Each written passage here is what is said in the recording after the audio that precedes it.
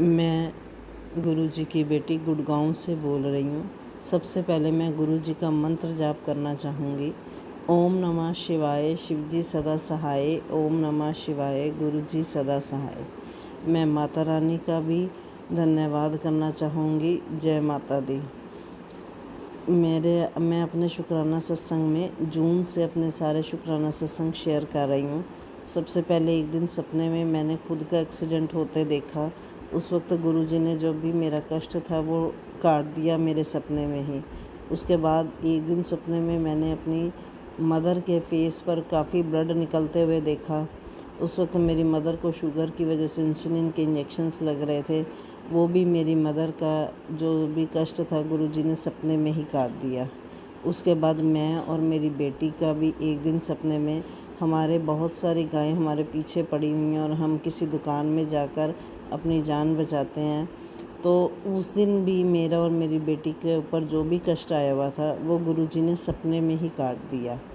उसके बाद मुझे अपने ही घर में कुछ ऐसा पता लगा कि जो मेरे लिए बिल्कुल ही हैरान करने वाली बात भी थी और ना सहन करने वाली बात भी थी कि जो भी मेरे घर में से जो कपड़े मेरी सास और मेरी ननद जो हैं वो वहाँ अब मेरे ससुराल में मंगवा रही थी, वो मेरे हस्बैंड के थ्रू ही मंगवा रही थी। और जहाँ तक मुझे लगता है कि जो भी इस घर में कुछ सामान भेजा भी जा रहा होगा वो भी मेरे हस्बैंड के थ्रू ही भेजा जा रहा होगा।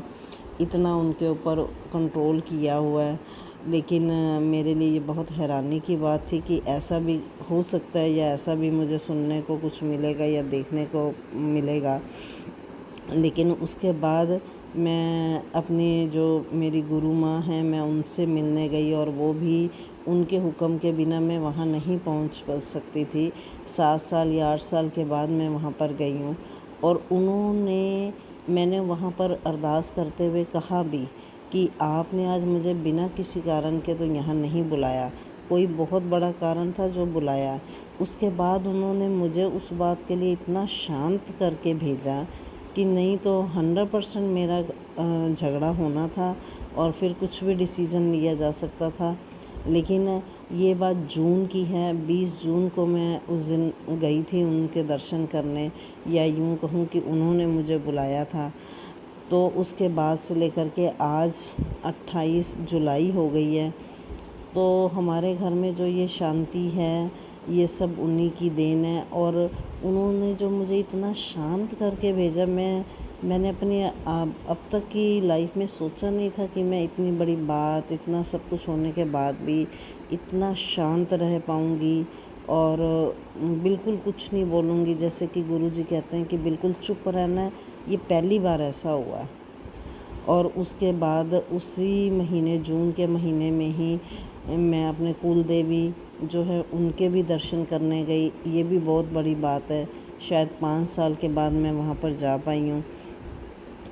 और वहाँ से वापस आने के बाद भी जैसे भी जो भी ब्लैक मैजिक के इफ़ेक्ट होते हैं गुरुजी सपने में ही काट देते हैं।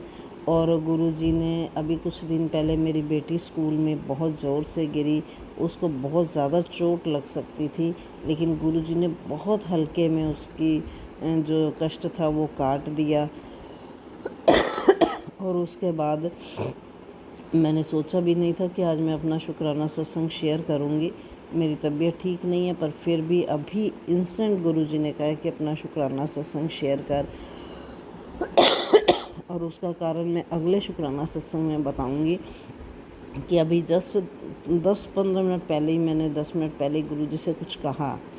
और गुरुजी ने मेरी जो सास हैं और ननद का तो नहीं, लेकिन मेरी सास को उनके कर्मों की सज़ा देनी शुरू कर दी हुई है और मुझे तक पता भी लग गया हुआ है।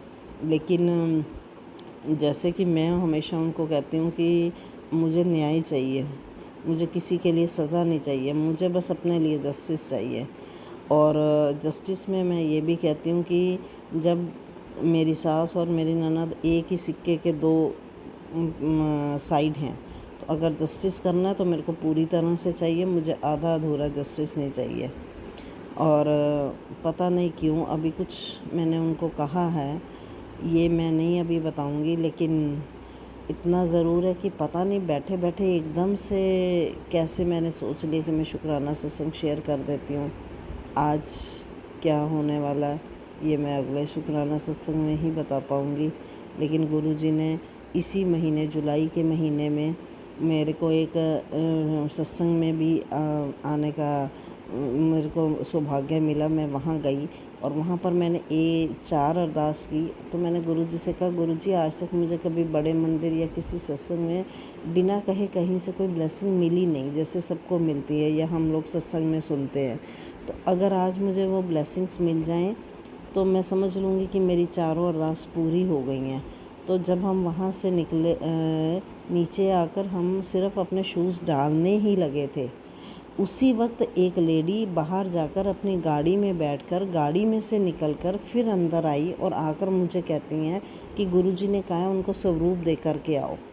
ये और आप मानेंगे कि गुरुजी ने मुझे स्वरूप भी 4 दिए, 4 पॉकेट स्वरूप मुझे मिले।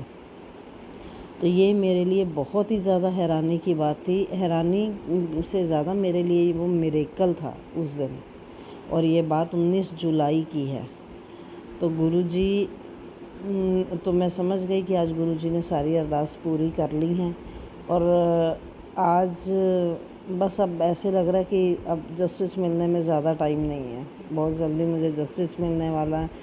और हो सकता है मेरा अगला शुक्राना सत्संग भी बहुत जल्दी शेयर करूं, और उसमें मैं सारा एक्सप्लेन करूंगी कि मुझे क्या जस्टिस गुरुजी ने दिया और मेरी गुरु माँ ने क्या जस्टिस दिया।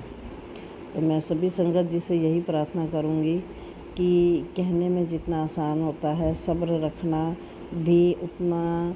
आप अपने गुरुओं की कृपा के बिना आपके अंदर सब्र नहीं आ सकता। उनकी ब्लेसिंग्स चाहिए तभी सब्र आ पाता है, तभी हम चुप रहना, शांत रहना सीख पाते हैं। गुरुओं की ब्लेसिंग्स के बिना कोई चेंज नहीं आ सकते। उनकी ब्लेसिंग्स के साथ हम अपने अंदर चेंजेस हमारे आ सकते हैं। तो मेरी सभी संगत जी से यही प्रार्थना है कि मुझसे सत्संग करने में जो भी कोई गलती हो गई हो, मैं उसके लिए माफ़ी मांगती हूँ। और मैं यही कहूँगी कि जब ईश्वर आपके साथ है तो कोई आपका कुछ नहीं बिगाड़ सकता। भले ही कोई आपके लिए कितना भी तंत्र मंत्र, ब्लैक मैजिक कुछ भी करे, लेकिन हाँ, इंसान बहुत जल्दी टूट जाता है, क्योंकि बहुत जब लंबा टाइम हो जाता है ये सब सहन करते हुए, तो इंसान का टूटना भी नेचुरल है, तो हो जाता है। लेकिन फिर भी वही हैं, आपके गुरु ही हैं जो आपको हिम्मत देते हैं। तो मेरी यही प्रार्थना है गुरुजी से और मेरी गुरु माँ से भी कि सब लोगों के ऊपर अपनी ब्लेसिंग्स बनाए रखें। मेरे परिवार पर, मेरे मायके परिवार पर भी उनकी ब्लेसिंग्स बनाए रखें। और मैं अपने मायके परिवार की तरफ से, अपनी माँ की, अपनी मम्मी की तरफ से, अपने भाइयों की तरफ से, अपने भाभियों की तरफ से, मैं खुद अपनी तरफ से, अपनी बेटी की तरफ से, और यहाँ तक कि मैं अपने हस्बैंड की तरफ से भी, क्योंकि उनको भी सद्बुद्धि पर वही ला सकते हैं, वही सही रास्ते पर ला सकते हैं, और कोई कुछ नहीं कर सकता।